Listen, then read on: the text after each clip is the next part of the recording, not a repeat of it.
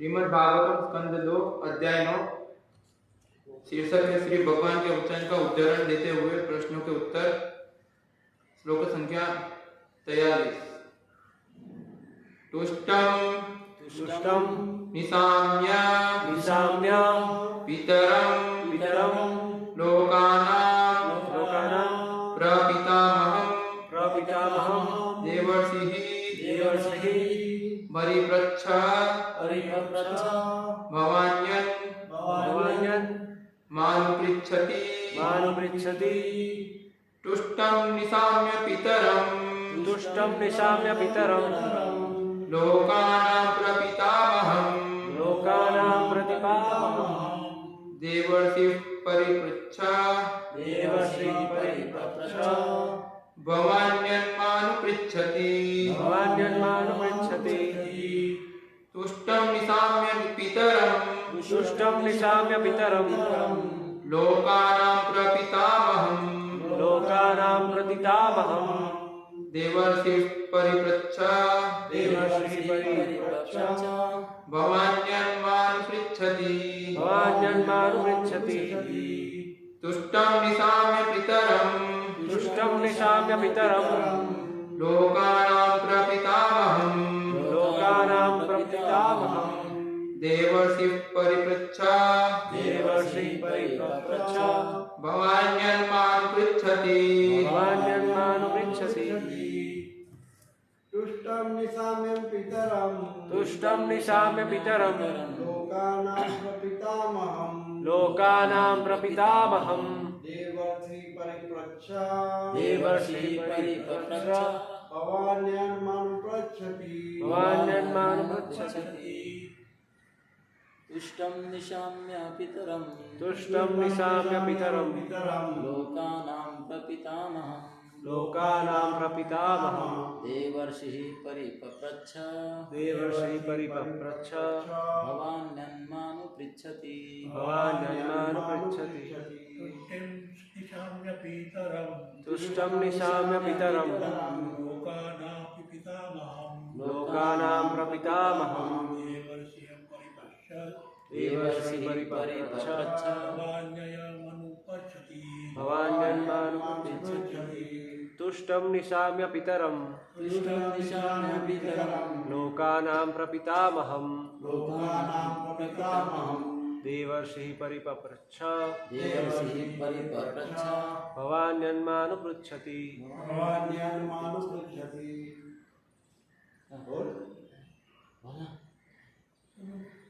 तुष्टं प्रसन्न निशाम्य देखकर पितरम पिता को लोकानां संपूर्ण ब्रह्मांड का प्रपितामहं परदादा देवर्षि नारद ऋषि ने परिपृच्छ पूछा भवान तुम यत जो माँ मुझसे अनुपृच्छति पूछ रहे हो। अनुवाद। जब नारद ने देखा कि समस्त ब्रह्मांड के प्रपितामह ब्रह्मा जी मुझ पर प्रसन्न है, तो महर्षि नारद ने अपने पिता से विस्तार में भी पूछा। तात्पर्य। किसी सिद्ध महात्मा से आध्यात्मिक या दिव्य ज्ञान को समझने की विधि पाठशाला के शिक्षक से कोई सामान्य प्रश्न पूछने जैसी नहीं है। आजकल शिक्षकों को ज्ञान प्रदान करने के एवज में धन दिया जाता है, किंतु गुरु वेतन भोगी नहीं होता है, नहीं वह बिना अधिकार के शिक्षा दे सकता है। भगवद गीता अध्याय 4 34 श्लोक में दिव्य ज्ञान को समझने की विधि का निर्देश इस प्रकार है। तद्विद्धि प्रणिपातेन परिप्रश्नेन सेवया उपदेक्ष्यन्ति ते ज्ञानम ज्ञानिनः तत्त्वदर्शिनः। अर्जुन को सलाह दी गई थी कि वह किसी सिद्ध पुरुष से समर्पण, प्रश्न तथा सेवा द्वारा दिव्य ज्ञान प्राप्त करे। दिव्य ज्ञान प्राप्त करना डॉलरों के विनिमय जैसा व्यापार नहीं है। ऐसा ज्ञान गुरु की सेवा करके प्राप्त किया जाता है।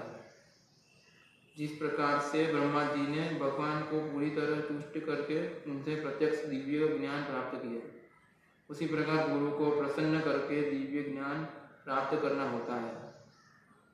गुरु की तुष्टि से ही दिव्य ज्ञान आत्मसात होता है।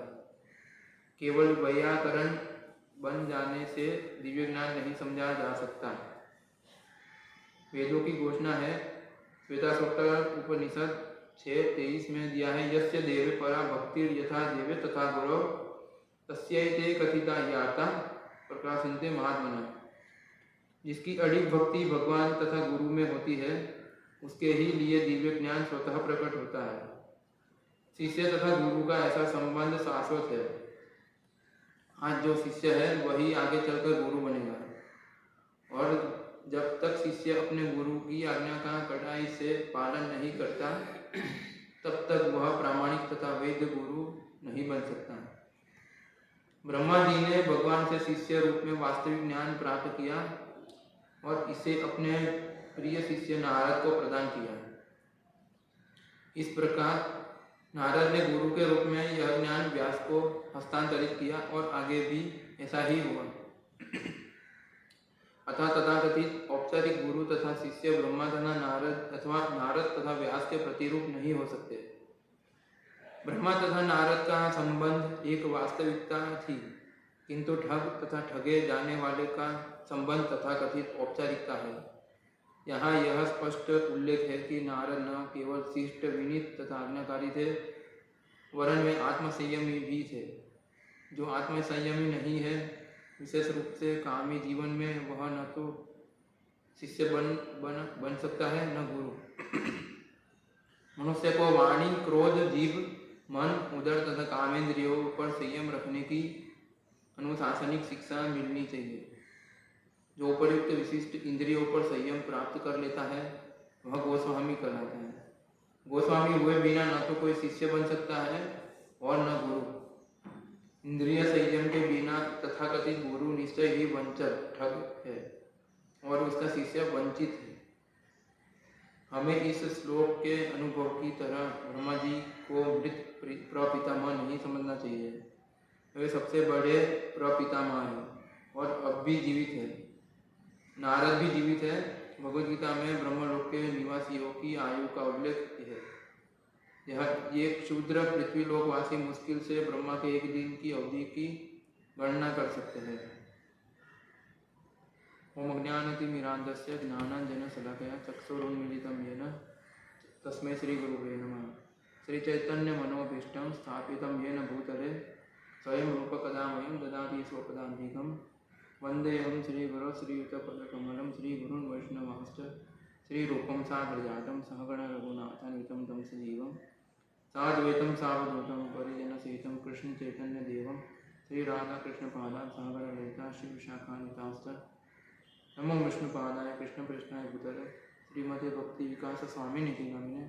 नमो विष्णुपादाय कृष्णपृष्ठाय भूतले श्रीमते भक्ति वेदांत स्वामिनिधि नामिने। नमस्ते सारस्वते देवे गौरवाणी प्रचारिणे निर्विशेष शून्यवादी पाश्चात्य देशतारिणे। तुष्टं निशाम्य पितरं लोकानां प्रपितामहं देवर्षि परिपृच्छ भवान्यं मानुपृच्छति। तो इस श्लोक में समझाया गया कि जब भगवान से ज्ञान प्राप्त किया ब्रह्मा जी ने और उसको आचरण में लाया, उसके बाद उन्होंने ये ज्ञान देवर्षि नारद को ये देना समझा, उचित समझा, क्योंकि वो उनके प्रिय है। आगे के श्लोकों में समझाया गया, ब्रह्मा के उत्तराधिकारी पुत्रों में सर्वाधिक प्रिय नारद अपने पिता की सेवा के लिए सदैव तत्पर रहते थे। तो नारद मुनि की तत्परता को देखते हुए ब्रह्मा जी ने उचित समझा कि उनको ज्ञान दे। इसलिए नारद जी ने भी इधर प्रश्न पूछे थे, जैसे ब्रह्मा जी ने भगवान को पूछा था भगवान के बारे में जानने के लिए, तो वही प्रश्न, वैसे ही प्रश्न नारद मुनि उनको पूछ रहे। तो तात्पर्य में रूपा समझा है कि ये जो दिव्य ज्ञान कैसे समझा जाए। उसमें लिखा है कि कोई, जैसे हम स्कूल कॉलेज में सीखने जाते हैं फीस भरकर, वैसे दिव्य ज्ञान सीखा नहीं जाता, उसके लिए अधिकार चाहिए। अभी आजकल के स्कूलों में अधिकार एक ही है कि आप हमारे जो अकाउंट है उसको भरो, ये आपका अधिकार है। आप अकाउंट भर दोगे तो आपको ज्ञान नहीं होगा फिर भी पास किया जाएगा। इन गुरु के कुल में ऐसा नहीं होता था, एक राजा और एक रंक होते थे, वो भी समान प्लेटफॉर्म पे आके गुरु से ज्ञान सीखना पड़ता था। जैसे कृष्ण बुक में आता है, सुदामा और भगवान कृष्ण स्वयं एक ही स्तर पर रहकर गुरु की सेवा कर रहे थे। भगवान एक राजा थे और सुदामा विप्र एक गरीब ब्राह्मण थे। तो वैसे गुरुकुल में पहले वैदिक सिस्टम में ट्रेनिंग दी जाती थी ताकि वो लोग अहंकारी नहीं बने। लेकिन आजकल ऐसे कोई ट्रेनिंग नहीं है, बस पैसा से हम कुछ भी कर सकते हैं। हम किसी को भी खरीद, टीचर को भी खरीद सकते हैं। तो इसीलिए उन लोग में कोई वास्तविक गुण नहीं होते। लेकिन दिव्य ज्ञान है, उसको समझने के लिए गुरु चाहिए। तो इसलिए भागवत में आता है, तस्मात् गुरुं प्रपद्येत जिज्ञासु श्रेय उत्तमम शाब्दे परे च निष्णातम ब्रह्मणि उपसमासनम। तो ये जो श्लोक है उसमें पहली लाइन है वो एक शिष्य का क्वालिफिकेशन क्या है उसके लिए है, तस्मात् गुरुं प्रपद्येत। इसलिए इसमें समझे तस्मात् जाना ही चाहिए, गुरुं प्रपद्येत, गुरु के पास जाके प्रपत्ति करनी चाहिए। जिज्ञासु श्रेय उत्तम, वो जिज्ञासु होना चाहिए। वो जिज्ञासा मतलब कैसी जिज्ञासा? श्रेय उत्तम, एक होता है श्रेय, एक होता है प्रेय। श्रेय मतलब जिससे सबका कल्याण हो सकता है, आध्यात्मिक जिज्ञासा। प्रेय मतलब भौतिक जिज्ञासा कि कैसे घर बाहर अच्छा चले, कैसे बैंक बैलेंस बढ़े, भौतिक जगत में जो बांधने वाली जिज्ञासा है उसको बोलते प्रेय। शाब्दे परे च निष्णातम, जिज्ञासु श्रेय उत्तम। बाद में आता है शाब्दे परे च निष्णातम ब्रह्मण्युपसराम समाचार। शाब्दे परे च निष्णातम जो गुरु की क्वालिफिकेशन है कि वो शब्दों जो उसके शब्द है उसमें वो वैदिक ज्ञान में उन्नत होना चाहिए। और ब्रह्मण्य उपश्रमा से मतलब वो ब्रह्म के मतलब आध्यात्मिक ज्ञान में निष्णात होना चाहिए और वो तीनों गुणों से मुक्त होना चाहिए, ब्रह्मण्य उपश्रमा से। तो ये गुरु की क्वालिटी है और उसमें शिष्य की क्वालिटी भी है।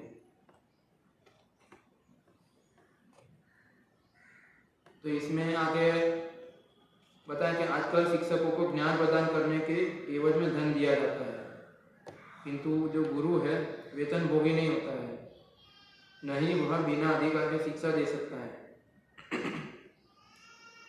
तो जो शिक्षक है स्कूल में, तो वो तो उनको कोई मतलब नहीं होता कि उनकी जो स्कूल में पढ़ने आते हैं उनका उद्धार होगा कि नहीं, उनको बस पैसे से लेना देना है। वो स्कूल में आएंगे, बोर्ड भर देंगे, उनको बोल देंगे आप लिख लो, वो चले जाएंगे, बस वो पास हो गए, ठीक है कोई बात नहीं। लेकिन जो गुरु होते हैं वो टीचर की तरह वेतन भोगी नहीं होते कि इतना घंटा लेक्चर देने का इतना रुपया लेंगे, ऐसा नहीं होता है। और नहीं कोई अधिकार के बिना शिक्षा भी दे सकता है। जैसे आज यूट्यूब में देखते हैं लोग, बिना अधिकार के यूट्यूब चैनल खोल देते हैं और कुछ भी उठपटांग चीज़ें सिखाते रहते हैं लोगों को, व्यूअर्स बढ़ाने के लिए, पैसा धन कमाने के लिए और पूजा प्रतिष्ठा के लिए ऐसे सोकॉल्ड गुरु बन जाते हैं। तो गुरु का जो पोजीशन है वो वैसा भी नहीं है। भगवद गीता 4:34 में समझाया है कि तद विद्धि प्रणिपातेन परिप्रश्नेन सेवया उपदेक्षन्ति ते ज्ञानम ज्ञानिनः तत्त्वदर्शिनः। अर्जुन को भगवान ने बताया आपको अगर दिव्य ज्ञान सीखना है तो गुरु के पास जाकर समर्पण करके प्रश्न करके सेवा द्वारा आपको दिव्य ज्ञान दिया जाएगा। इसलिए ब्रह्मचारी गुरुकुले वसंतांत गुरुरितम आचरण दासवान नीचो गुरु सुहृद सौहृद। तो पहले ये जो शिक्षा दी थी वो ब्रह्मचारी आश्रम में दिया जाता था और उसमें उनको शिक्षा दिया जाता था वसंतांत गुरुरितम, अपनी इंद्रियों पर संयम रखना है और गुरु की प्रसन्नता के लिए रहना है आश्रम में। गुरु भोगी बनने के लिए नहीं कि गुरु के नाम पर दान लेकर जो धन या फिर अन्न सब इकट्ठा होता है उसका भोग खुद करे। वो पहले जाकर गुरु को देते थे और उनकी एक दास की भांति सेवा करते थे। जैसे भगवान कृष्ण भी स्वयं जंगल में लकड़ियाँ तोड़ने गए जब उनको आदेश मिला गुरु से। तो ऐसे दास की भांति कोई भी सेवा करने के लिए वो लोग तत्पर रहते थे, भले वो राजा होते थे। तो ऐसा उनके अंदर वो अहंकार नहीं होता था। तो वो झाड़ू लगाते थे, बर्तन धोते थे, जो बोलते थे वो सेवा करते थे। और उसके बाद जब उनकी विनम्रता देखते थे तब उनको वो शिक्षा दिया जाता था, डायरेक्ट शिक्षा नहीं दिया जाता था, क्योंकि वो लोग एलिजिबल नहीं थे पहले। और जब उन्होंने शिक्षा ग्रहण करने के लिए विनम्रता दिखाई और सेवा करना चालू किया और जब उनका हृदय शुद्ध हुआ तब उनकी एलिजिबिलिटी देखकर उनको शिक्षा दिया जाता है, ताकि वो शिक्षा को ग्रहण कर सके और अहंकार ना आए। दिव्य ज्ञान जो है, रावण ने भी वेदों का नॉलेज लिया था लेकिन वो अहंकारी था, उसके अंदर वो ज्ञान, वास्तविक ज्ञान नहीं आया, कैसे जन्म मृत्यु से निकले, वो खुद भोक्ता बनना चाहते थे। तो इसीलिए हमको ऐसा शिक्षा ग्रहण करने के लिए गुरु के पास समर्पण तो करना चाहिए, लेकिन उनकी सेवा भी करनी चाहिए। ऐसा नहीं कि बस आके सवाल कर रहे हो और बाद में वास्तविकता में प्रैक्टिकली कुछ कर नहीं रहे। बहुत सारे लोग आते हैं, सवाल करते हैं और चले जाते हैं, कभी सेवा के लिए नहीं पूछते सेवा क्या करे। तो बाद में ऐसा ज्ञान एक इंफॉर्मेशन बैंक बनकर रह जाता है। और यूट्यूब पे लोग आजकल बहुत लेक्चर सुनते हैं, डिवोटीज भी, लेकिन प्रैक्टिकली कुछ करते नहीं है, बस इंफॉर्मेशन बैंक बनाते रहते हैं अपना, ये नॉलेज वो नॉलेज, लेकिन उनके भक्ति में कभी कोई आगे नहीं बढ़ता, क्योंकि ये नियम जो है फॉलो नहीं करते। तो इसमें भागवतम में हमको सीखा है ये डिवोशनल एक्टिविटी प्रैक्टिकल है, कोई थियरी नहीं कि उसको हम पढ़ लिए, सुन लिए और हम बस उन्नत हो गए, भगवत धाम चले गए, ऐसा नहीं होता है। डिवोशनल एक्टिविटी प्रैक्टिकल है, ये जो भक्तिमय जीवन है वो प्रैक्टिकल है। स्कूल कॉलेज के ज्ञान जैसा इम्प्रैक्टिकल नहीं कि हमारा उससे कोई रिलेशन नहीं है, बस उसको पास करने के लिए पढ़ना है और बाद में अपना जॉब करना है। ये सब चीज़ प्रैक्टिकली है और उसी डिवोटी के अंदर ये रियलाइजेशन आएगा जो इसको अप्लाई करेगा, और जिस मात्रा में अप्लाई करेगा उसको उसी प्रकार से भगवान दिव्य ज्ञान अंदर हृदय में प्रकाशित करेंगे। जैसे हम गुरु पूजा में भी अभी गाते हैं, दिव्य ज्ञान हृदय प्रकाशित हो, तो दिव्य ज्ञान हृदय में प्रकाशित होता है। कोई स्कॉलर बन जाने से या पढ़ लेने से हम कोई दिव्य ज्ञान को प्राप्त नहीं कर लेंगे। बहुत सारे श्लोक भी याद कर लेंगे हम लोग, हजारों हजारों श्लोक बोलेंगे, कोट करेंगे, ये श्लोक वो श्लोक, अलग अलग श्लोक हम कोट करेंगे, अपना पांडित्य दिखाएंगे, अच्छा लेक्चर भी दे देंगे, लेकिन सेवा भाव नहीं होगा। झाड़ू लगाने को बोलेंगे तो बोलेंगे मिथ्या अहंकार को ठेस पहुँच जाएगा, अरे मैं तो इतना बड़ा लीडर हूँ, कैसे मैं झाड़ू लगाऊंगा, इसके लिए थोड़ी मैं, मेरा सेवा तो अलग है। तो इससे भगवान संतुष्ट नहीं हो गए। जैसे कनक दास के बारे में वर्णन आता है, और व्यास तीर्थ के शिष्य थे कनक दास, और उनका जो बॉर्न हुआ था वो शूद्र फैमिली में हुआ था। तो पहले के ज़माने में शूद्र को ऐसे गुरु का शरण मिलता नहीं था, कि उनको लोग अछूत समझते थे कि ये निकृष्ट है। तो जो सोकोल्ड ब्राह्मण थे उनके शिष्य थे, 4-5 उनके शिष्य थे, तो उनको हमेशा प्रयास करते थे कि वो उनके गुरुकुल जो ब्रह्मचारी आश्रम में ना आए और उनसे दूरी बना के रखें अपने गुरु से, ताकि वो दूषित ना हो। तो कनक दास जो थे वो बहुत विनम्र थे और बहुत ही उचित थे और ज्ञान की पोजीशन में थे, लेकिन वो जो ब्राह्मण थे वो मिथ्या अहंकार के बस उनकी जो स्थिति को समझ नहीं पाया। वो उनको हमेशा एक शूद्र देखते थे कि ये शूद्र है।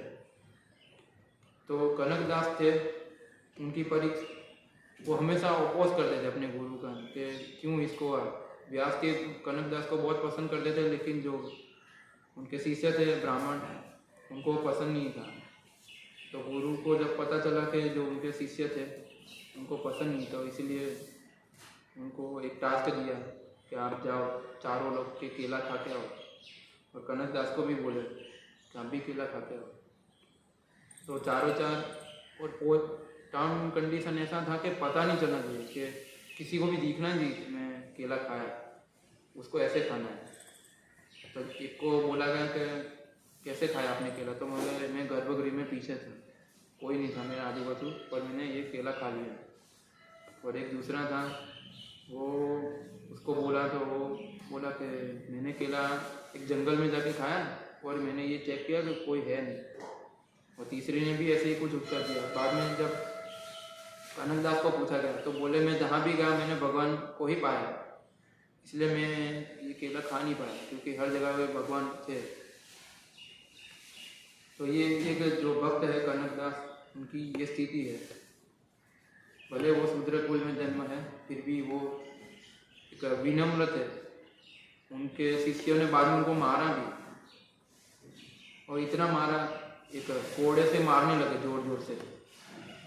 तो बाद में जो भगवान है, उडुपी में मंदिर है, भगवान का मंदिर मध्व संप्रदाय, तो भगवान स्वयं दीवार तोड़ के, जो विग्रह थे वो दीवार के पीछे थे, तो इतना मारा कि भगवान दीवार तोड़ के घूम गए और भक्त की रक्षा के लिए प्रकट हो गए उधर। तो ये उनकी विद्वत्ता का नतीजा। इतने विद्वान है फिर भी वो भक्त की पोजीशन को समझ नहीं पाए। इसीलिए गुरु की तुष्टि से ही दिव्य ज्ञान आत्मसात होता है, इसमें यही दिया है प्रभुपाद ने। और परम पूज्य भक्ति विकास महाराज भी अपने व्यास पूजा जगन्नाथपुरी में जो व्यास पूजा हुआ उसमें भी वही बता रहे थे, रियलाइजेशन कम्स फ्रॉम मर्सी। और मर्सी कोई ऐसी चीज नहीं जबरदस्ती ले ले उसको, हम इतने साल डिवोटी में हमको कृपा पहले मिलेगी, ऐसा नहीं होता है। डिवोशनल एक्टिविटी कोई साल से, कोई पंडिताई से हम उसको मेजर नहीं कर सकते। जो भी इसको मेजर करना प्रयास करता है वो माया है। मपयति माया, जो नापने का प्रयास होता है जहाँ भी, वो माया है। तो डिवोशनल एक्टिविटी को कभी किसी भी बाह्य आवरण से उसको नापना नहीं चाहिए किसी भी। देखो कोई कितना उन्नत है तो उसके घर कितना बड़ा है, भक्ति में आने के बाद उसका कितना धन बढ़ा, कितने साल से है, ब्राह्मण दीक्षा हो गई, उससे उसकी भक्ति का उन्नति का पता नहीं चलेगा कि ये दिव्य ज्ञान में स्थित है। दिव्य ज्ञान में स्थित होने का एक ही लक्षण है, विनम्रता से गुरु के सेवा करना और उनसे ज्ञान लेकर उसको प्रैक्टिकली इम्प्लीमेंट करना। यही एक उसका उद्देश्य है। तो गुरु की तुष्टि बिना तो दिव्य ज्ञान आत्मसात नहीं होगा। अगर आप बहुत बड़ा प्रचार केंद्र भी खोल दिए, बहुत सारे फॉलोअर्स भी है, अच्छे लेक्चर्स भी दे रहे हैं, लेकिन गुरु संतुष्ट नहीं है, तो उसके अंदर दिव्य ज्ञान आत्मसात नहीं होगा, वो खोखला होगा अंदर से। बाहर से दिख सकता है हाथ पांव चल रहे हैं, सेवा कर रहे हैं, और भी बहुत सारी एक्टिविटीज से हम पता चल सकता है, लेकिन वास्तविक में अगर गुरु प्रसन्न नहीं है तो वो डिसाइपल का आध्यात्मिक उन्नति नहीं होगा।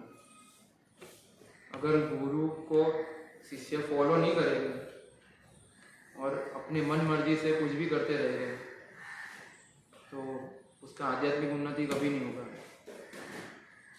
भले कोई रेगुलर मंगला आरती अटेंड करे या फिर रेगुलर चैंटिंग करे 16 माला, फिर भी वो कृष्ण प्रेम को प्राप्त नहीं करेगा। बहुजन्म करे यदि श्रवण कीर्तन तबु तो न पाए कृष्ण प्रेम धन।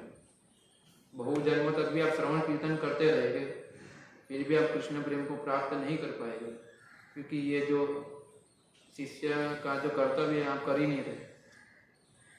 शिष्य को चाहिए, इसमें दिया गया है कि समर्पण करना, बाद में प्रश्न पूछना और सेवा करना।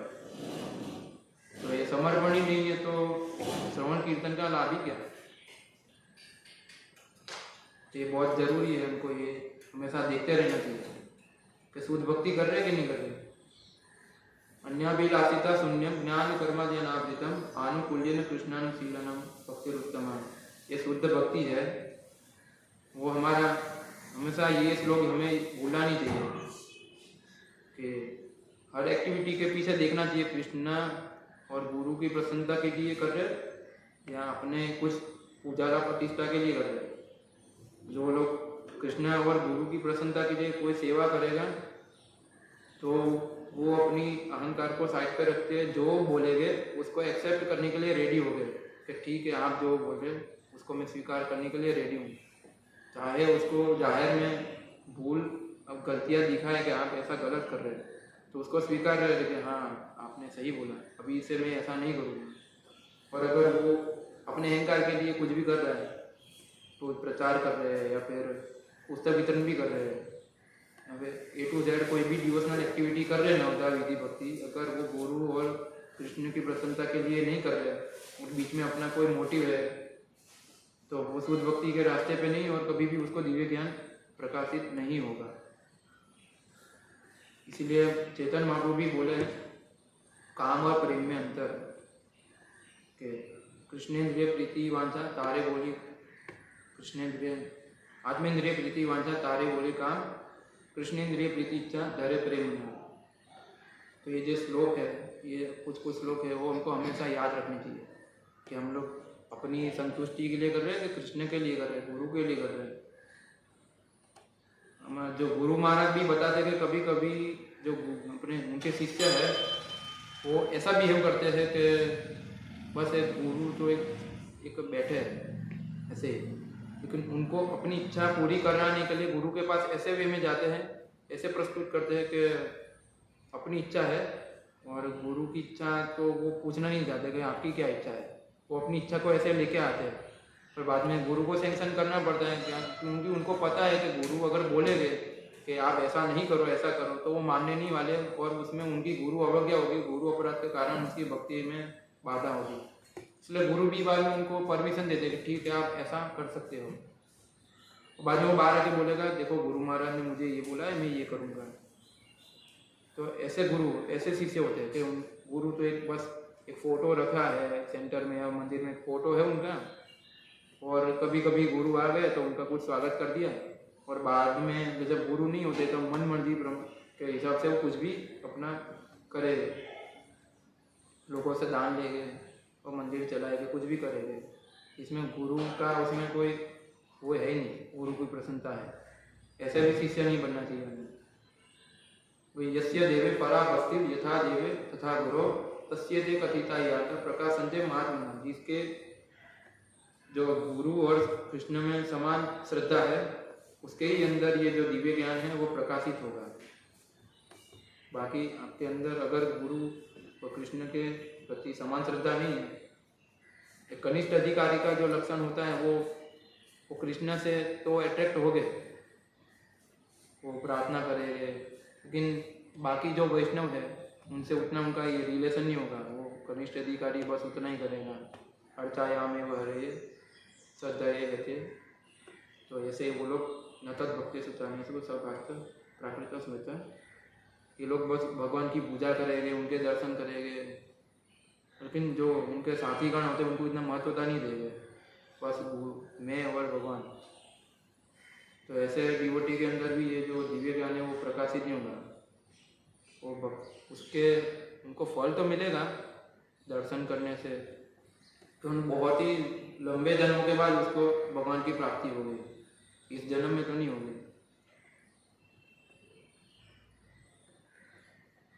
जो इसमें लिखा गया कि शिष्य तथा गुरु का जो संबंध है वो शाश्वत है। आज जो शिष्य है वही आगे चलकर गुरु बनेंगे।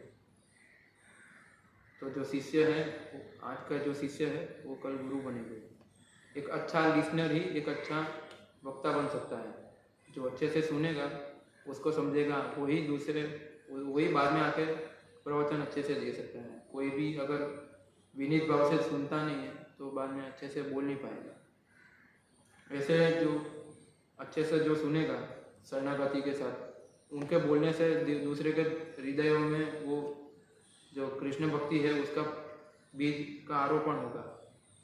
जैसे हम देख सकते हैं भक्ति सिद्धांत महाराज के वरिष्ठ सन्यासी थे, वो लंदन में जाके प्रचार करने गए, लेकिन उन्होंने अपने जो स्टैंडर्ड थे, कल्चर था, उसको छोड़कर वो पाश्चात्य शैली में अपने को डाल दिए और बाद में प्रयास किया प्रचार करने का, लेकिन एक भी शिष्य बना के नहीं आए, वो वापस खाली हाथ लौट के आए। और जब प्रभुपाद गए तो उन्होंने शिष्य बनाए और बाद में उनके शिष्यों को बोला कि आप जाकर प्रचार करो। 6 ही महीने हुए थे अभी तक, और 3 डिवोटीज थे, कपल्स को लंदन भेजा। और 6 महीने के स्ट्रगल में उन्होंने उधर एक सेंटर का स्थापना किया, क्योंकि उनकी जो थी गुरु और कृष्ण में समान श्रद्धा थी। उनकी वही एकमात्र क्वालिफिकेशन थी कि उनको कोई ज्ञान पता नहीं था, एक श्लोक भी याद नहीं था उनको, कोई पंडित नहीं थे तो भगवत गीता पे श्लोक बोल रहे हैं, भागवतम पे श्लोक बोल रहे हैं, ऐसा कुछ ज्ञान दे रहे हैं, एकदम बड़ा बड़ा लेक्चर दे रहे हैं। उनकी बस यही क्वालिटी थी कि वो उनकी प्रभुपाद पे श्रद्धा थी कि प्रभुपाद की प्रसन्नता के लिए वो कार्य कर रहे थे। और उन्होंने इसलिए ये जो मिशन था हरे कृष्ण मिशन को इतने पूरे वर्ल्ड वाइड फैलाने में प्रभुपाद की सहायता थी। और जो सो कॉल्ड पंडित थे वो तो कुछ नहीं कर पाए। और जब तक शिष्य अपने गुरु को की आज्ञा का कड़ाई से पालन नहीं करता तब तक वह प्रामाणिक तथा वेद गुरु नहीं बन सकता। तो जब तक कोई शिष्य अपने गुरु की आज्ञा का पालन नहीं करता गुरु नहीं बन सकता, इसमें लिखा है। क्योंकि बहुत जरूरी है कड़ाई से पालन करना, जो गुरु जिस तरह से बोले वैसे ही उसको एग्जीक्यूट करना है। कोई अपना दिमाग नहीं लगाना कि ऐसा भी तो हो सकता है, ऐसे भी प्रचार कर सकते हैं, ये जरूरी थोड़ी। अभी तो प्रभुपाद ने तो जो बोला है वो तो उस टाइम का समय अलग था, अभी देश बदल रहा है, ये लोग आधुनिक हो रहे हैं, हमको थोड़ा इसमें नियमों में चेंज करना चाहिए। तो अगर ऐसा कोई सोच रहे प्रचार में तो वो भी गलत है, वो लोग भी गुरु नहीं बन सकते। और जबरदस्ती गुरु बन गए होंगे तो इतने लोग जुड़ेंगे भी नहीं, और जुड़ेंगे तो भाई भावुकतावादी लोग हो गए, सेंटिमेंटल लोग हो गए, जिसके अंदर कोई आचरण नहीं होगा, धोती कुर्ता भी नहीं पहनेंगे वो लोग। रिसेंटली मैं गया था, ऐसे ही लोग थे उधर, पैंट शर्ट पहने थे, नाच रहे थे, इधर उधर घूम रहे थे, कोई आचरण नहीं था। प्रभुपाद ने तो ऐसा शिक्षा नहीं दिया, फिर भी वो लोग ऐसा कुछ अपना अपना शिक्षा ग्रहण कर रहे थे, फैशन रख रहे थे। तो उनका ऐसा आचरण था जो कि प्रभुपाद की शिक्षा के बिल्कुल ही विरुद्ध था। तो ऐसे मृत शरीरों को इकट्ठा नहीं करना है, ऐसे डेड बॉडी तो बहुत आएगा। और वक्त मैं अपने परिचित उधर गया था तो उनको पूछा कि आपका भी तो एक सो कॉल्ड गुरु है जो द्वेषी है और निरानंदी है, वृंदावन में रहते हैं, उनसे उन्होंने सो कॉल्ड दीक्षा लिया था। तो बता रहे थे कि मैं ये पहली बार में गया तो बोले मुझे तो मना कर दिया, बोला आप भगवद गीता पढ़े नहीं हो, वो भी सो कॉल्ड भगवद गीता बोलते हैं पढ़ने के लिए, इसमें सो कॉल्ड ज्ञान लिखा होता है। तो ऐसी सो कॉल्ड भगवद गीता तो आप पढ़े नहीं है। तब दूसरी बार आए, बाद में दूसरी बार गए तो सबने मना किया, ना ना ना ना, बोले आपने तो अभी तक भी नहीं पढ़ा है। बाद में बोले वो मेरे जो गुरु थे वो 5 मिनट ध्यान में बैठे, बाद में बोले कि ना ये इसको दीक्षा देना चाहिए क्योंकि वो पिछले जन्म में बहुत बड़ा वो भक्त था। ऐसे सो कॉल्ड गुरु है, अब उनका आचरण क्या है, विमल खा रहे, कचरा देख रहे, टीवी देख रहे, वो समाचार पढ़ रहे, उनको भौतिकतावादी चीज़ें भी अच्छी लगती है। और बाद में ऐसे गुरु ने उनको ऐसा वचन दे दिया, वो गुरु ऐसे सो कॉल्ड गुरु होते हैं, कौन सा 5 मिनट ध्यान में उनको कौन सा दिव्य ज्ञान मिल गया, क्योंकि वो तो परंपरा में है नहीं। इसमें लिखा है कि परंपरा में जो है और दिव्य ज्ञान प्रकाशित होगा जो जिसकी श्रद्धा है गुरु में और कृष्ण में, वो तो परंपरा में ही नहीं है। जो ऐसी है निरानंदी है, आप लोग समझ सकते हैं कौन है वो, बड़ी बड़ी दाढ़ी रखे गए, जटा होगी, तिलक बड़ा बड़ा होगा, और सो कॉल्ड उनकी तपस्या दिखाए गए, इतने बजे उठ के जाए गए। ऐसे सो कॉल्ड गुरु होते हैं, वो लोग उनसे आकर्षित भी होते हैं, उनके पास से यूट्यूब से नॉलेज ले गए, वही इंफॉर्मेशन बैंक बने गए। तो ऐसे गुरु से उनको दीक्षा भी मिल गई सो कॉल्ड, और वो अभी भी आचरण है, विमल खा रहे हैं।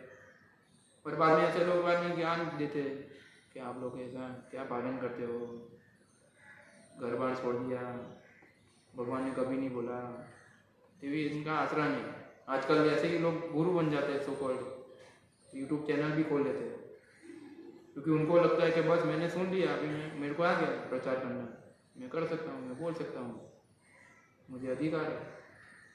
इनका अधिकार तो गुरु ने दिया नहीं, अभी शिष्य बनने का अधिकार नहीं हुआ आपको, तो कैसे गुरु बन गए। ब्रह्मा जी ने भगवान से शिष्य रूप में वास्तविक ज्ञान प्राप्त किया और इसे अपने प्रिय शिष्य नारद को प्रदान किया। तो ब्रह्मा जी ने जो ज्ञान भगवान से प्राप्त किया वैकुंठ जगत का, जब भगवान ने उनको दिखाया संसार की रचना करने का जो आदेश मिला, उसके पहले जो ज्ञान दिया भगवान ने अपने खुद का, अपने धाम का, तो वही ज्ञान बाद में अपने प्रिय शिष्य नारद को प्रदान किया। इसमें कोई जैसे रूपा समझाते पोस्टमैन का, अब पोस्टमैन 1000 रुपया लेगा इधर से और जिसका होगा उसको दे देगा, उसका काम यही है। इसमें कोई उसका इंटरप्रिटेशन नहीं करता या कुछ लेता नहीं उसमें से, वो कुछ ऐड भी नहीं करता।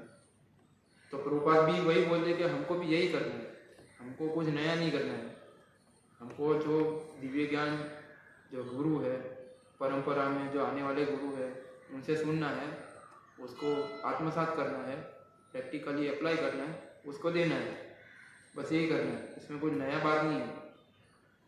इसी प्रकार नारद ने गुरु के रूप में यही ज्ञान व्यासदेव को हस्तांतरित किया और आगे भी ऐसा ही हुआ। तो नारद मुनि ने भी यही ज्ञान व्यासदेव को दिया। जब व्यासदेव ने भागवतम वेदों का रचना किया और महाभारत का रचना किया, फिर भी संतुष्ट नहीं हुआ, तो उन्होंने ये ज्ञान, दिव्य ज्ञान व्यासदेव को दिया कि आपने तो पूरी जनता को 3 गुणों में बंध जाएंगे वैसे ही ज्ञान दिया, और बंधेगा, और तो है ऑलरेडी वो लोग 3 गुणों में है कलयुग के जीव, लेकिन वो लोग और बन जाएंगे सकाम कर्मों के कर्मों उसमें।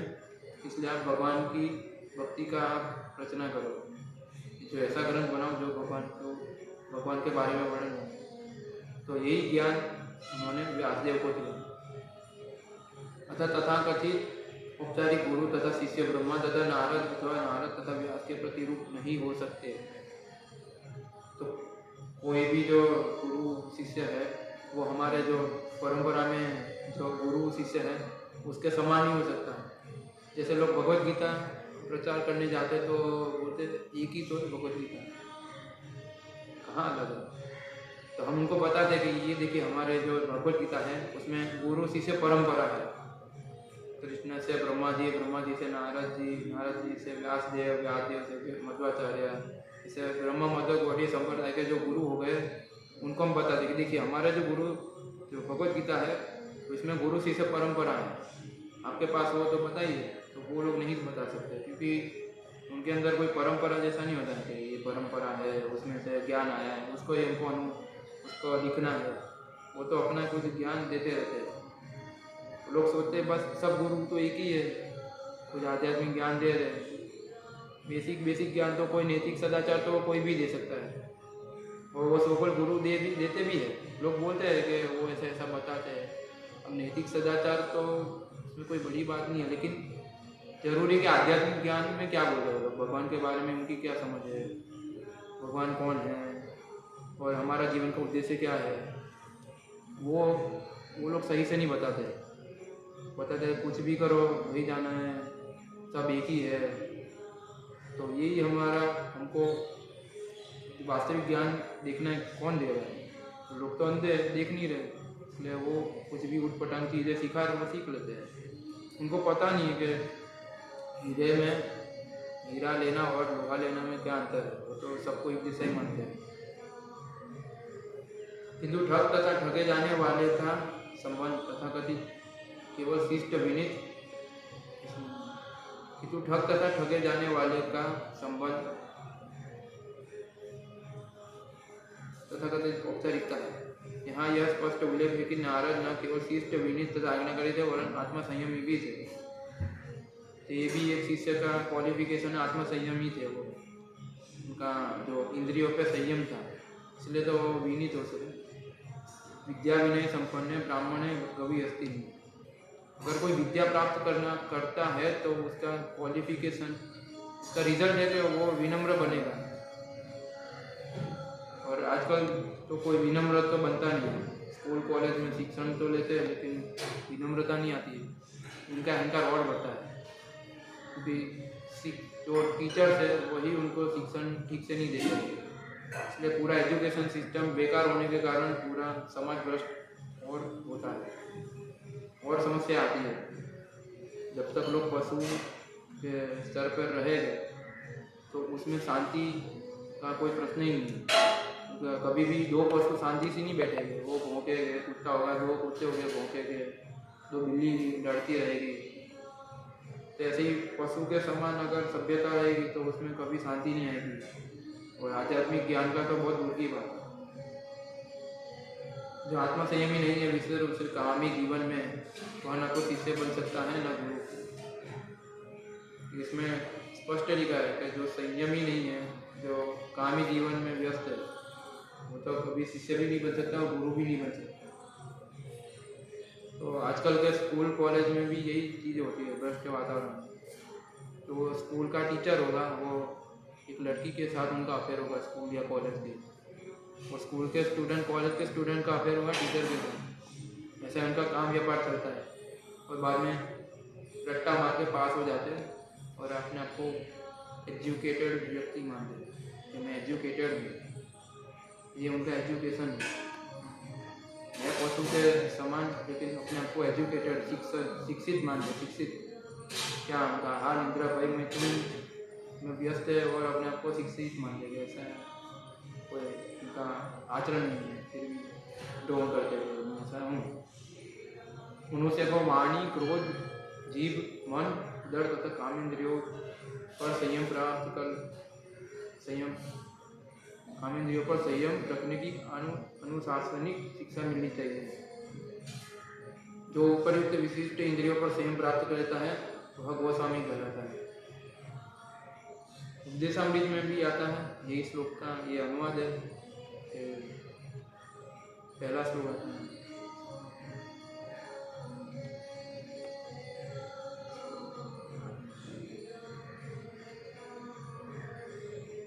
जो उपयुक्त विशिष्ट इंद्रियों पर संयम प्राप्त करता है वह गोस्वामी है।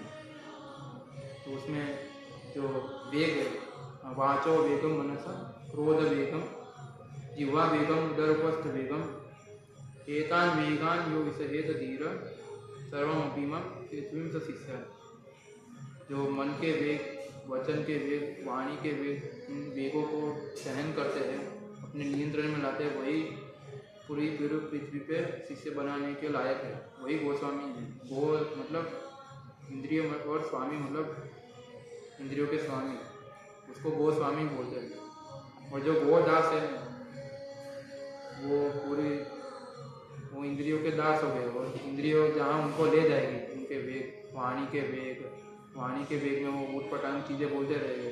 शास्त्रों के विरुद्ध जो भी बोलते हैं वो वाणी के वेग में आते हैं। जिनके जो शब्द है वो शास्त्रों के आदेश के अनुसार नहीं है, और कुछ भी उटपटांग बोलते हैं उसको बोलते प्रजल, वो होता है वाणी के वेग में।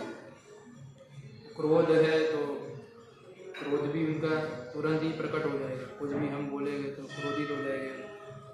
हम उनको अगर कुछ प्रश्न भी पूछे गए कि ये कैसे, तो वो उसका ठीक से उत्तर नहीं देंगे, क्रोधित हो जाएंगे। जीवा का वेग है तो उसमें उनका कोई संयम नहीं है, कुछ भी उटपटांग चीज़ें खा रहे हैं। मन उनका संयम नहीं है, उदर भी उनका संयम में नहीं है, क्योंकि जो जीव है, जीवा है, उदर है और उपस्थ है, वो तीनों तीन एक ही लाइन में। अगर जीवा भी संयम में नहीं है तो उदर भी नहीं होगा। उदर में उनको उटपटांग चीज़ें खाने के लिए लालच रहेगी। उनकी जो कामेंद्रिय है, जेनिटल्स है, वो भी हमेशा एक्टिव रहेंगे। तो बाद में शिष्या का वो लोग गमन करते रहेंगे, अलग अलग शिष्या बनाएंगे और उनके साथ आनंद करते रहेंगे। तो इसीलिए बाद में पकड़े भी जाते ऐसे लोग, आनंद करते करते बाद में जेल होती है। गोस्वामी हुए बिना न तो कोई शिष्य बन सकता है और न ही गुरु। इंद्रिय संयम के बिना तथाकथित गुरु निश्चय ही वंचित है और इसका शिष्य वंचित है। तो इसमें प्रभुपाद बताते हैं, चीटर्स एंड चीटेड। लोग धोखा खाते क्योंकि वो लोग धोखा खाना चाहते हैं, बाकी क्यों उनको धोखेबाज होगा। हमें सस्ती चीज़ चाहिए, हमें आध्यात्मिक ज्ञान चाहिए नहीं, कैसे ये भवबंधन से निकले, कैसे गुरु के पास शरण जाए, वो ज्ञान हमको नहीं चाहिए। हमको चाहिए कैसे पैसा बढ़े, कैसे हमारा काम हो। तो बाद में ऐसे गुरु बैठे ही रहते जो शिष्य बना कर उनको ठग लेते। तो ऐसा संसार है, चीटर से और चीटेड है। यही दो लोग हैं पूरे संसार में, इसके अलावा और कोई नहीं है। जो भी आध्यात्मिक गुरु शिष्य परंपरा के अनुसार नहीं चल रहे हैं, जो कोई परंपरा के अंदर मार्गदर्शन नहीं रहे, कोई उनका संप्रदाय नहीं है 4 संप्रदाय में से, और कुछ अपना ही प्रतिपादित कर रहे, वो यही दो कैटेगरी में। कुछ लोग गुरु बनकर उनको धोखा देते हैं, तो कुछ लोग शिष्य बनकर धोखा खाते हैं। हमें इस लोक के अनुभव की तरह ब्रह्मा जी को मृत प्रपितामह नहीं समझना चाहिए। वे सबसे बड़े प्रपितामह हैं और अब भी जीवित है। नारद भी जीवित है। भगवद गीता में ब्रह्मलोक के निवासियों की आयु का उल्लेख है। ये जो भगवद गीता में भी जो ब्रह्मा जी के जीवन के बारे में वर्णन है कि 1000 चतुर्युग बराबर 1 दिन होता है और उतना ही उनका रात होता है। तो लोग ब्रह्मा जी और वैसे देवताओं को उनका कोई वो नहीं मानते कि ऐसा रूप है, वो तो मर गए, अभी है नहीं, उनका कोई समझ नहीं है। वो समझ नहीं पाते कि वो लोग अभी भी जीवित है और हमको देख रहे हैं, इसलिए वो लोग ये समझ नहीं, इसलिए कुछ भी उटपटांग कार्य वो लोग करते रहते हैं ये सोचे बिना के हम लोगों को बोलेंगे आप गलत करोगे तो आपको यमराज के यमदूत दंड देंगे। बोले किसने देखा है, कौन गया देखने? आपने तो देखा नहीं, हमने नहीं देखा, कभी किसी के साथ हुआ नहीं।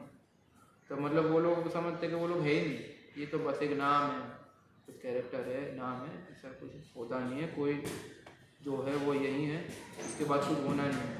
चारवाक के सिद्धांत को फॉलो करते हैं, जो भी होगा यही होगा। तो बस जी लो खुल के, देखने वाला कोई ब्रह्मा जी है, कोई ऐसे यमराज है, तो ऐसे कैरेक्टरों को तो बस ऐसे ही मान देंगे, कुछ है नाम है, कोई बात नहीं।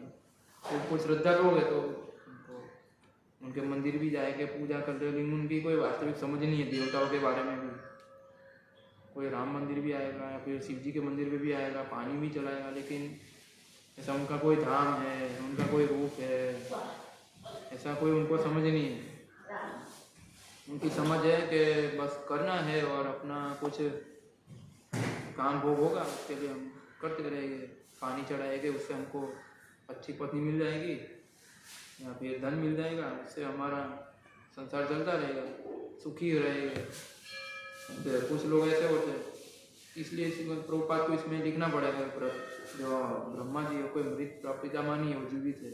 अभी लिखने की आवश्यकता तो थी नहीं, और लिख रहे क्योंकि लोग ऐसे हैं, ऐसा समझते हैं ये लोग तो बस ऐसे कुछ मूर्ति है और वो लोग तो अभी है नहीं, इसलिए लिखना पड़ा ब्रह्मा जी को। और प्रभुपाद को लिखना पड़ा ब्रह्मा जी के बारे में, नारद मुनि के बारे में। तो इस प्रकार हम ये जो प्रभुपाद के तात्पर्य से समझ सकते हैं। प्रभुपाद ने हर श्लोक में किया गया है कि एक आध्यात्मिक गुरु के पास जाना चाहिए, उनसे ज्ञान प्राप्त करना चाहिए। हर एक श्लोक में ऐसा ही हमको मिलेगा वर्णन, कैसे हम भगवान के पास जाए और कैसे गुरु के पास जाए, उनसे सुने। ये सब श्रवण क्रिया ये बहुत महत्वपूर्ण है, हमको इसको कंटिन्यू रखना चाहिए, उसको इम्प्लीमेंट भी करना चाहिए। हमको कोई इन्फॉर्मेशन बैंक नहीं बनना है, ये बहुत खास बात है। लोग बहुत लेक्चर सुनते हैं, यूट्यूब तो बहुत घटिया चीज़ है, लेकिन इतना लेक्चर सुनते हैं डिवोटीज भी, और पूरा गांव का इन्फॉर्मेशन लेकर उसको एक बैंक में स्थापित करते हैं और कभी इम्प्लीमेंट नहीं करते, प्रैक्टिकली कभी कुछ नहीं करते। इसलिए जब घर पे बैठे बैठे तो बढ़िया हमको लगेगा, लेकिन जब डिवोटी एसोसिएशन में आते हैं तो साधु संघ के बाद अनर्थ भजन क्रिया आती है, भजन क्रिया करते हैं और अनर्थ निवृत्ति में वो लोग अनर्थ निकलते अपने अपने, तो ठेस लग जाती है। और बाद में घर पे अपना निर्जन भजन करते थे, बस अपने को तो अभी निर्जन भजन करना है, घर पे बैठो अपना शांति से। डिवोटी इसके पास जाते तो क्लेश हो जाता है, तू में हो जाती है। तो लोग इससे बचना चाहते हैं कि भाई अनर्थों को सजाए रखना है, बैठे अनर्थों को पकड़े रखो, अपनी जो आसक्ति है, अपना जो ठेला है उसको कंधे पे बनाए रखो, उसको नीचे उतारना नहीं है। शिक्षा गुरु के बोलने पे, दीक्षा गुरु के बोलने पे, उस पर हमको कोई लेना देना नहीं। वो सुन लिया, गुरु है हमारे, उनके पास से जाकर दीक्षा ले ली, उन्होंने मेरे अपराधों को माफ़ कर दिया, अभी मैं भगवत धाम चला जाऊँगा, अभी घर पे बैठे रहो, हरे कृष्ण जपते रहो। तो ऐसा आचरण नहीं करना है। जैसे आगे के श्लोक में ब्रह्मा जी ने भी सिखाया आचरण करना, और अभी नारद मुनि भी यही कर रहे कि ब्रह्मा जी के पास जाकर प्रश्न पूछ रहे और उसको इम्प्लीमेंट करेंगे। तो जब तक हम इम्प्लीमेंट ही नहीं करेंगे हमको रियलाइजेशन कभी नहीं मिलेगा और कभी हम गुरु की वास्तविक जो पोजीशन है उसको समझ नहीं पाएंगे और कभी हम गुरु बन नहीं पाएंगे।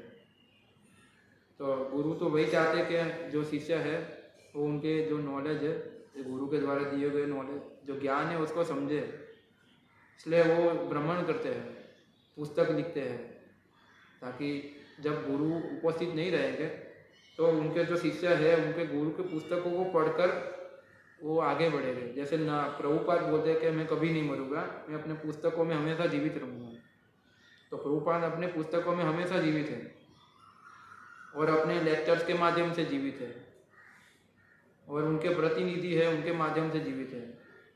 तो प्रभुपाद के जो प्रतिनिधि, प्रामाणिक प्रतिनिधि है जो प्रभुपाद को एज इट इज फॉलो कर रहे हैं, उनके पास से जो ज्ञान ले रहे हैं उसको हमको एज इट इज फॉलो करके आत्मसात करके उसको इम्प्लीमेंट करना चाहिए और दूसरों को भी बताना चाहिए कि देखिए हमने इस ज्ञान को लिया और उसको इम्प्लीमेंट किया, उससे ये फर्क पड़ा, आप भी इसको कीजिए, आप भी आइए हमारे साथ इसमें सहयोग करिए और आगे बढ़िए, आप भी आगे बढ़िए हम भी आगे बढ़ते हैं। तो इसको प्रैक्टिकली करना भी चाहिए। कोई साल 25 साल हो गया भक्ति में, 30 साल हो गया, 50 साल हो गया, इससे कोई भगवत धाम का टिकट नहीं मिलने वाला कि आप हरे कृष्ण कर रहे हैं 25 साल 50 साल से 4 नियम का पालन कर रहे हैं तो ठीक है आप भगवत धाम आ सकते हैं। ऐसा नहीं होता है। इसलिए हमको बहुत ध्यान देना चाहिए। ये श्लोक जो है अन्याभिलाषिता शून्यम और काम और जो प्रेम में अंदर है, ऐसे कुछ जो श्लोक है चैतन्य चरितामृत भागवतम में, उसको हमेशा याद रखना चाहिए और हर एक्टिविटी के पहले और बीच में और बाद में सोचना चाहिए किसके प्रसन्नता के लिए मैं कर रहा हूँ। ये बहुत ज़रूरी है हमारी जो मनोभावना है। इसलिए विद्यासामृत में यही लिखते हैं प्रभुपाद के, जो एक शिष्य की प्रगति का आधार है कि वो किस चेतना से ये जो भक्ति में प्रोसेस है उसको अप्लाई कर रहा है, उसको ग्रहण कर रहा है, उस चेतना के अनुसार उनकी प्रगति होती है। और जिस अनुपेक्ष में भगवान भी बताते हैं, जिस अनुपेक्ष में जो शिष्य है वो भगवान की शरण में जाता है, उसी प्रकार से भगवान उनको आदान प्रदान करते हैं। अगर आपको शुद्ध भक्ति चाहिए तो भगवान आपको शुद्ध भक्ति देंगे, आपको पूजा का प्रतिष्ठा चाहिए तो आपको पूजा का प्रतिष्ठा देंगे। लेकिन हमको तो चाहिए कि जो शुद्ध भक्ति का मार्ग ग्रहण करके इसी जन्म में जो गुरु की शरण लेकर गुरु से ज्ञान प्राप्त कर और उसको दूसरों को देकर एक प्रामाणिक शिष्य बनकर और उसके बाद प्रामाणिक गुरु बनकर भगवान के धाम जाए और दूसरों को भी ये ज्ञान देकर उनको भी भेजे। ये हमारा कर्तव्य है। तो ये बहुत ज़रूरी है। आप लोग भी प्रयास करिए और मैं भी खुद भी प्रयास करूँगा कि ये जो ब्रह्मा जी और नारद मुनि के बीच में ये जो संवाद है और आगे भी विदु अलग अलग जो भक्तों में जो संवाद है उसमें जो चर्चा हो गई है भगवान के बारे में, कथा के बारे में, तो उसको आत्मसात करके प्रैक्टिकली अप्लाई करके भगवान के धाम जाए। हरे कृष्ण। किसी का कोई सवाल? श्रीमद् भागवतम की जय। श्रील प्रभुपाद की जय।